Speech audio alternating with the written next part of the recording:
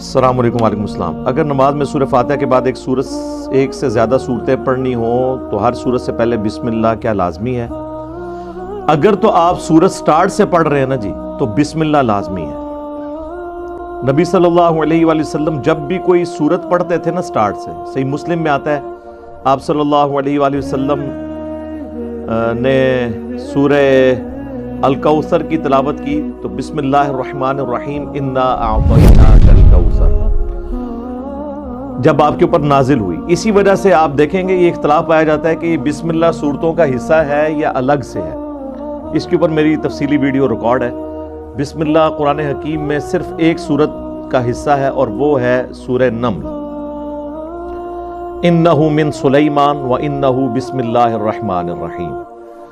باقی سورۃ الفاتحہ کا حصہ بھی نہیں ہے، اگرچہ امام شافعی کا یہ موقف ہے، اہل حدیث بھی سورۃ الفاتحہ کا حصہ مانتے ہیں، اہل تشیع بھی، لیکن میں نے لاجیکلی یہ چیز ثابت کی تھی بخاری اور مسلم کی احادیث کی روشنی میں کہ بسم اللہ سورۃ الفاتحہ کا حصہ نہیں ہے۔ قرآن کا حصہ ضرور ہے، قرآن کی ہر سورت سے پہلے بسم اللہ ہے سوائے ایک سورت کے، اور وہ ہے سورہ التوبہ۔ 114 صورتیں ہیں قرآن میں، سورتوں سے پہلے 113 دفعہ آیا ہے بسم اللہ، اور جو 114 مرتبہ آنا تھا وہ سورۃ النمل میں آ گیا، انہ من سلیمان و انہ بسم اللہ الرحمن الرحیم۔ لہٰذا یہ 114 کی گنتی پوری ہو گئی۔ المستدرک للحاکم میں صحیح سند سے یہ حدیث ہے، سیدنا علی رضی اللہ تعالیٰ عنہ علیہ السلام سے پوچھا گیا کہ سورہ التوبہ سے پہلے بسم اللہ کیوں نہیں ہے، تو انہوں نے فرمایا کہ یہ تو اللہ تعالیٰ کی طرف سے ایک ننگی تلوار کی شکل میں سورت نازل ہوئی ہے۔ مشرکین عرب کے اوپر عذاب استیصال کا چونکہ اس میں ذکر تھا کہ 4 مہینے کا ٹائم ہے، یا تو جزیرہ نما عرب چھوڑ کے چلے جاؤ اگر اپنی زندگی کی ضمانت چاہتے ہو، یا پھر اسلام قبول کر لو، ورنہ جہاں پائے جاؤ گے وہاں پر قتل کیے جاؤ گے۔ یہی وہ آیت ہے جو اکثر ہندو بھی کافر بھی آؤٹ آف کانٹیکسٹ کوٹ کرتے ہیں کہ جی قرآن میں لکھا ہوا ہے کہ جہاں بھی کوئی کافر نظر آئے اسے قتل کر دو۔ وہ ایک ٹریٹی کا حصہ تھا، اللہ تعالیٰ کا جو پلان ہے اس کا بھی حصہ تھا عذاب استیصال۔ یہ اللہ کی سنت ہے کہ جب کبھی کسی قوم کے اندر کسی پیغمبر کو مبعوث کیا رسول بنا کر، رسول آ کر دھمکیاں لگاتے تھے کہ یا تو ہم پر ایمان لاؤ ورنہ بڑے دن کا عذاب تمہیں آ پکڑے گا، اور at the end of the day قوم پہ عذاب آ جاتا تھا، اہل ایمان بچا لیے جاتے تھے اور جو کافر تھے وہ تباہ و برباد کر دیے جاتے تھے۔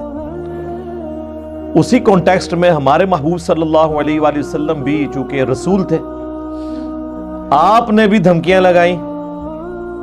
یہ دھمکیاں پنجابی والی نہیں ہیں، یہ جو شریعت کے حکم ہے جسے دھمکی اللہ تعالیٰ کی طرف سے۔ وَأُوحِيَ إِلَيَّ هَذَا الْقُرْآنُ لِأُنذِرَكُم بِهِ وَمَن بَلَغَ۔ اے نبی تم فرماؤ یہ قرآن مجھے اللہ نے اس لیے وحی کیا تاکہ اس کے ذریعے میں تمہیں بھی ڈر سنا دوں، دھمکا دوں آخرت کے بارے میں کہ اللہ کے حضور تمہاری پیشی ہے، اور جس تک یہ کتاب پہنچ جائے۔ سورۃ الانعام کی آیت نمبر یہ 19 ہے۔ اب نبی علیہ السلام نے بھی ظاہر ایک دھمکی اس اعتبار سے لگا دی کہ یا مجھ پر ایمان لاؤ ادروائز پھر عذاب استیصال آئے گا۔ لیکن ہمارے نبی صلی اللہ علیہ وآلہ وسلم کے کیس میں یہ عذاب استیصال آسمان سے عذاب کی شکل میں یا کسی غیبی چنگھاڑ کی شکل میں یا سمندری طوفان میں غرق کرنے کی شکل میں نہیں آیا، بلکہ صحابہ کرام کی تلواریں مسلط کر دی گئیں، اور یہی وجہ ہے کہ قتال اس امت کی خصوصیت ہے، اور اس کا ذکر بھی سورہ التوبہ کی آیت نمبر 14 میں موجود ہے کہ اللہ تعالیٰ اے مسلمانوں تمہاری تلواروں کے ذریعے ان پر عذاب نازل کرے گا۔ اور وہ عذاب کی قسطیں غزوہ بدر کی شکل میں، غزوہ خندق کی شکل میں ان پر آئیں، اور پھر الٹیمیٹلی مشرکین عرب پہ آخری جو عذاب آیا غزوہ حنین کی شکل میں جو فتح مکہ کے بعد ہوا، اور پھر اس کے یعنی فتح مکہ کے فوراً بعد یہ دھمکی آ گئی سورہ التوبہ میں کہ اب 4 مہینے کا ٹائم ہے، یا تو اسلام قبول کر لو یا یہ جزیرہ نما عرب چھوڑ کے چلے جاؤ ورنہ اللہ کا عذاب آئے گا۔ ظاہر ہے 23 سال کی پیچھے تبلیغ تھی، عذاب نہیں تھا آنا، عذاب کی شکل مختلف تھی، اور ہمارے نبی علیہ السلام کے کیس میں صرف عذاب کی شکل مختلف نہیں ہے، بلکہ یہاں پر نبی علیہ السلام کا معجزہ بھی مختلف ہے، وہ ہے قرآن۔ انا نحن نزلنا الذکر وانا لہ لحافظون، اس الذکر یاد دہانی کو ہم نے نازل کیا، ہم اس کی حفاظت کرنے والے ہیں۔ اکثر لوگ پوچھتے ہیں کہ جی اگلی کتابیں بھی تو اللہ کی کتابیں تھیں، اللہ نے ان کی حفاظت کیوں نہیں کی؟ اس لیے کہ ان کتابوں کی حفاظت اگر نہیں ہوئی تو اللہ تعالیٰ نے اس کے ایکویلنٹ پیغمبر مبعوث کر دیے نئے۔ جیسے ہی کتاب ٹیمپر ہوئی، اب یہودیوں نے جب یہ بھلا دیا تورات کو، تو اللہ تعالیٰ نے عزیر علیہ السلام کے ذریعے دوبارہ سے انہوں نے اپنی یادداشت سے اسے مرتب کر لیا، چونکہ ختم نبوت ہو چکی ہے، اب قیامت تک کسی پیغمبر نے نہیں آنا۔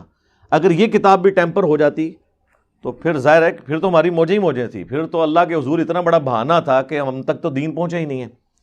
یہ کتاب محفوظ ہونا ہمارا اعزاز بھی ہے، اور یہ ہمارے سر پہ لٹکتی ہوئی تلوار بھی ہے، کیونکہ اس کی وجہ سے ہم اکاؤنٹیبل ہو گئے۔ یہ خلیفۃ الرسول ہے دنیا پہ آخرت کے دن تک کے لیے، اس لیے اللہ نے اسے محفوظ کر دیا۔ اللہ چاہتا تو اگلی کتابوں کو بھی محفوظ کر سکتا تھا۔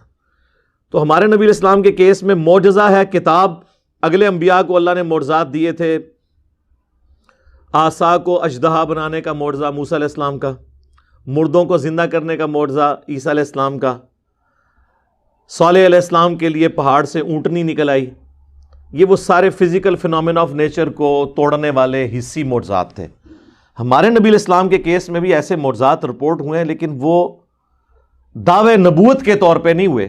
صحابہ کرام کے ساتھ ہو گیا، جیسے بخاری مسلم میں حدیث ہے، صلح حدیبیہ کے موقع پر پانی جب ختم ہو گیا تو ایک پیالہ حضور کو پیش کیا گیا، پورے اس مجمع میں سے صرف ایک پیالہ نکلا، آپ نے اپنی مبارک انگلیاں اس میں داخل کیں۔ بخاری مسلم کے الفاظ ہیں، جابر بن عبداللہ کہتے ہیں کہ چشمے پھوٹ پڑے اسی پیالے میں سے، اور وہ تابعی پوچھتے ہیں کہ آپ لوگ کتنے تھے جنہوں نے استفادہ کیا؟ تو جابر بن عبداللہ نے کہا کہ ہم 1,00,000 بھی ہوتے نا تو وہ پانی زیادہ تھا جو ایک کٹورے سے نکل رہا تھا۔ البتہ ہم اس وقت 1500 تھے جنہوں نے پانی پیا، اپنے جانوروں کو پلایا، اور مستقبل کے لیے سفر کے لیے سٹور بھی کر لیا، تب بھی وہ پیالہ ختم نہیں ہوا۔ اب اگر آپ مجھ سے پوچھیں ٹیکنیکلی سپیکنگ، یہ معجزہ جو ہے نا وہ موسیٰ علیہ السلام کے اژدہا والے معجزے سے بھی بڑا ہے، کیونکہ موسیٰ علیہ السلام نے پتھر پہ لاٹھی ماری تھی، پتھر سے تو پانی نکل ہی آتا ہے، لیکن گوشت میں سے، ہڈیوں میں سے پانی کا نکلنا یہ بہت بڑا معجزہ ہے۔ لیکن یہ صحابہ کرام کے سامنے ہوا ہے۔ آپ علیہ السلام نے مشرکین عرب کو نہیں کہا کہ یہ دیکھو میرا معجزہ اور ایمان لے آؤ، وہ بےچارے چیختے ہی رہے، لیکن اللہ نے کہا کہ نہیں، اس نبی کا معجزہ قرآن ہے۔ سورۃ العنکبوت میں ہم نے وہ معجزہ دکھانا ہی نہیں ہے جو معجزہ کل کو آپ پھر ثابت بھی نہ کر سکیں۔ آج کوئی یہودی یا عیسائی اپنے پیغمبر کے معجزات کی ویڈیوز ہمیں دکھا سکتا ہے، ہم تو کہہ سکتے ہیں یہ جی معجزہ دیکھ لیں۔ اس زمانے میں شاعروں کو اس نے فیل کر دیا اس کتاب نے، آج اسے آپ لیٹسٹ سائنس کے اوپر پیش کریں، وہ سائنٹیفک ڈسکوریز جو 20ویں صدی عیسوی کے اندر آ کے ہوئی ہیں، تو قرآن حکیم کی کوئی ایک آیت بھی ایسی نہیں ہے جو اسٹیبلش سائنس کے خلاف ہو۔ اس ٹیسٹ سے بھی گزار لیں آپ اسے۔ تو یہ ایک زندہ معجزہ۔ وہ بات کہاں سے شروع ہوئی تھی؟ بسم اللہ۔ دیکھو وہ کتنی مدنی باتیں میرے ذہن میں آ جاتی ہیں۔ تو بسم اللہ آپ نے پڑھنی ہے اگر آپ سورت سٹارٹ میں کر رہے ہیں۔ یہ وہ ساری باتیں جو میں نے کی پڑھے لکھے لوگوں کے لیے تھی۔ اب آپ کے لیے مسکین مسلمانوں کے لیے جو بات ہے، جی بسم اللہ پڑھیا کرو، جو تو سورت سٹارٹ کرو بسم اللہ پڑھ لو۔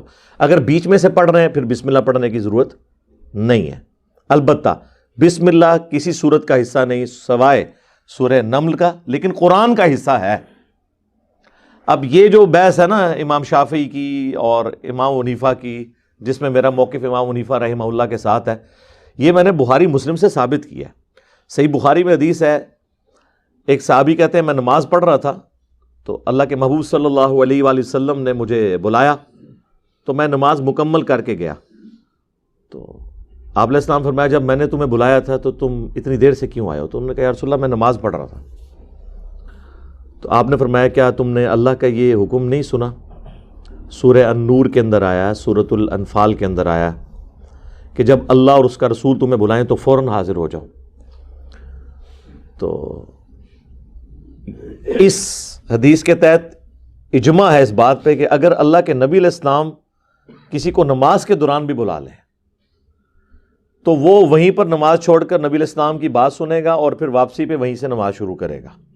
یہ پروٹوکول صرف نبی علیہ السلام کا ہے. باقی یہ جو مشہور ہے نا کہ وہ ماں آواز دے فلاں آواز دے، فرض نماز تو آپ توڑیں گے نہیں جب تک کوئی خطرے کی صورتحال نہ ہو. خطرہ ہو تو بے شک بیوی آواز دے، بے شک آپ کا دشمن آواز دے، توڑ دیں نماز، لیکن نماز پھر دوبارہ سے سٹارٹ کرنی ہوگی. وہ اکثر جو ہے نا وہ انڈیا پاکستان میں تو ماں باپ کو دیوتا بنا کے پیش کیا گیا، اسی لیے لکھا ہوتا ہے ماں کی دعا سے، ھذا من فضل ربی، بہت کم جگہ لکھا ہوتا ہے. ماں باپ کی دعا، نگاہ مرشد، اللہ نہیں ہے باقی سب بہن ہے. تو انہوں نے کہا یا رسول اللہ میں نماز پڑھ رہا تھا، آپ نے بھی جب یہ فرمایا، پھر اب ظاہر ہے جب کسی کو یہ بات کی جائے تو اس کو تو فوراً گلٹ فیل ہوتا ہے نا. پھر اللہ کے نبی علیہ السلام فرمایا کہ میں نا تمہیں مسجد سے نکلنے سے پہلے پہلے نا قرآن کی سب سے جو اعظم ترین صورت ہے نا وہ سکھاؤں گا. پھر نبی علیہ السلام جب مسجد سے نکلنے لگے تو انہوں نے آ کے حضور کا ہاتھ پکڑ لیا. ان کا یا رسول اللہ اپنا وعدہ پورا کریں، جو آپ نے مجھے ایک سمجھ لیں وہ لوگوں کو خوش کرنے کے لیے وہ تھوڑی سی کوئی ٹافی دی جاتی ہے نا، تو حضور نے ان کو کہا کہ ٹھیک ہے اب پھر میں تمہیں نا ایک گفٹ دوں گا. تو آپ نے فرمایا قرآن کی سب سے اعظم صورت ہے الحمدللہ رب العالمین. اگر یہ بسم اللہ سے شروع ہوتی ہے تو نبی علیہ السلام کہتے ہیں بسم اللہ الرحمن الرحیم الحمدللہ رب العالمین. دوسرا ثبوت صحیح مسلم کی وہ حدیث ہے جو اکثر آپ نے سنی ہوگی کہ حضرت ابو ہریرہ رضی اللہ تعالیٰ عنہ نے روایت کیا ہے کہ حدیث قدسی ہے کہ میں نے نماز اپنے اور اپنے بندے کے درمیان برابر تقسیم کر لی ہے. جب میرا بندہ کہتا ہے الحمدللہ رب العالمین تو میں کہتا ہوں میرے بندے نے میری حمد کی. جب وہ کہتا ہے الرحمن الرحیم تو میں کہتا ہوں کہ میرے بندے نے میری تعریف و توصیف کی. اور جب وہ کہتا ہے مالک یوم الدین تو میں کہتا ہوں میرے بندے نے میری بزرگی کا اعتراف کر لیا. 3 آیتیں ہوگی. اور جب وہ کہتا ہے ایاک نعبد و ایاک نستعین تو یہ میرے اور میرے بندے کے درمیان کامن بانڈ ہے، پس میرے بندے نے جو مجھ سے مانگا میں نے اسے دیا. اور جب وہ کہتا ہے اہدنا الصراط المستقیم صراط الذین انعمت علیہم غیر المغضوب علیہم ولا الضالین آمین، تو میرا بندہ جو مجھ سے مانگتا ہے میں اسے عطا کر دیتا ہوں. اس میں نبی علیہ السلام نے ایک تو سورہ فاتحہ کی 7 آیات کلیئر کر دی، ان کی پھر آگے سب ڈویژن بتائی. 3 اس طرف ہے الحمدللہ، جو فرمایا تھا نا کہ آدھی میرے لیے اور آدھی میرے بندے کے لیے. اللہ کے لیے کون سی ہے؟ اس کی تعریف الحمدللہ رب العالمین الرحمن الرحیم مالک یوم الدین. 3 آیتیں اس طرف، درمیان میں بانڈ ایاک نعبد و ایاک نستعین. یہ بھی آدھی ہو جاتی ہے، ایاک نعبد میں پھر اللہ کی عبادت ہے، واو پہ جا کے سینٹر بنتا ہے و ایاک نستعین اور ہم مدد تجھ سے مانگتے ہیں، یعنی دعا تجھ سے کرتے ہیں. اور پھر دعا شروع ہو گئی اہدنا الصراط المستقیم صراط الذین انعمت علیہم غیر المغضوب علیہم ولا الضالین آمین. 3 آیتیں اس طرف 3 اس طرف، سینٹر میں ایاک نعبد و ایاک نستعین. یہ حدیث قدسی بھی ثبوت ہے اس بات کا کہ سورہ فاتحہ الحمد سے سٹارٹ ہوتی ہے، ورنہ اس میں ہوتا کہ جب میرا بندہ کہتا ہے بسم اللہ الرحمن الرحیم تو میں کہتا ہوں کہ میرے بندے نے میرے نام سے شروع کیا. تو یہاں سے تو حضور نے سٹارٹ کیا. آپ نے فرمایا اللہ فرماتا ہے جب میرا بندہ کہتا ہے الحمدللہ رب العالمین. تو یہ اس بات کا ثبوت ہے کہ سورۃ الفاتحہ کا حصہ بسم اللہ نہیں ہے. لیکن چونکہ ہر سورت کے آغاز میں بسم اللہ پڑھنا سنت ہے، لہذا نماز میں جب بھی آپ پڑھیں گے سورہ فاتحہ تو بسم اللہ کے بغیر نہیں پڑھیں گے، کیونکہ سورہ فاتحہ سٹارٹ سے سٹارٹ ہو رہی ہوتی ہے. سورہ اخلاص پڑھیں گے بسم اللہ سے پڑھیں گے. اب سورۃ الحشر کی آخری 3 آیات کوئی پڑھ رہا ہے هو اللہ الذی لا الہ الا هو، تو وہاں پہ کوئی ضرورت نہیں بسم اللہ پڑھنے کی، اس لیے کہ آپ سٹارٹ سے سٹارٹ نہیں کر رہے، بیچ میں سے سٹارٹ کر رہے ہیں. آپ کو کہ جی قرآن کے سٹارٹ کا پروٹوکول ہے بسم اللہ، تو قرآن کے سٹارٹ کا پروٹوکول بسم اللہ نہیں ہے، اعوذ باللہ ہے. ہاں آپ نے بھی نوٹ کیا ہوگا کئی بار میں جب قرآن کی تلاوت کرتا ہوں تو صرف پڑھتا ہوں اعوذ باللہ من الشیطان الرجیم اور آگے آیت پڑھ دیتا ہوں. اب کئی لوگوں نے نیچے کامنٹس کیے ہوتے ہیں جی علی بھائی نے بسم اللہ نہیں پڑھی. بھائی اللہ تعالیٰ نے قرآن حکیم میں سورۃ النحل میں حکم فرمایا ہے کہ جب کبھی بھی تم قرآن کی قرات کرنے لگو تو شیطان مردود کے اگینسٹ اللہ کی پناہ طلب کر لیا کرو.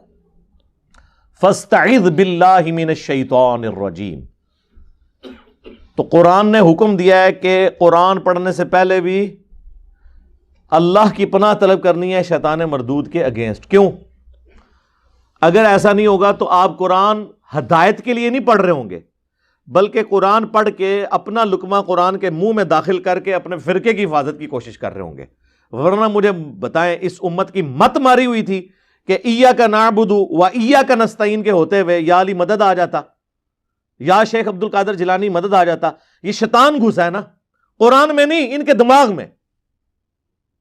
اتنے صفحے کالے کیے ہوئے ثابت کرنے کے لیے. اس لیے کہا کہ قرآن سے پہلے بھی آپ نے اعوذ باللہ من الشیطان الرجیم پڑھنا ہے، تاکہ یہ نہ ہو کہ قرآن آپ اس لیے قرآن کو اپنا امام بنائیں، نہ کہ قرآن کے امام خود بننے کی کوشش کریں. یہ بھی ہوتا ہے نا، لوگ قرآن کا امام بننے کی کوشش کرتے ہیں اور اسی کے لیے آپ کو پھر پٹیاں پڑھاتے ہیں ڈائریکٹ قرآن نہیں پڑھنا. یعنی یہ کہہ رہے ہوتے ہیں کہ شیطان کے بغیر قرآن نہیں پڑھنا آپ نے. شیطان شریف یعنی مولانا شریف کو بیچ میں داخل کرنا ہے. ظاہر ہے تو تفسیر میں شیطان شریف ہی ہوتا ہے نا ان کا. جب مولانا اس کے بالکل اپوزٹ تشریح کر رہا ہے تو وہ کیا کر رہا ہے؟ یعنی قرآن حکیم کو ٹیمپر کر رہا ہے. مجھے ڈاکٹر سار صاحب کی بات کے ساتھ 100% اتفاق ہے کہ اللہ تعالیٰ نے قرآن کی صرف ٹیکسٹ کی گارنٹی لی تھی کہ یہ تبدیل نہیں ہوگا، ورنہ تحریف اس کتاب میں بھی علماء نے کی ہے. یہ ہو نہیں سکتا تھا کہ اگلی امتوں کی خرابیاں اس امت میں ٹرانسفر نہ ہوتی.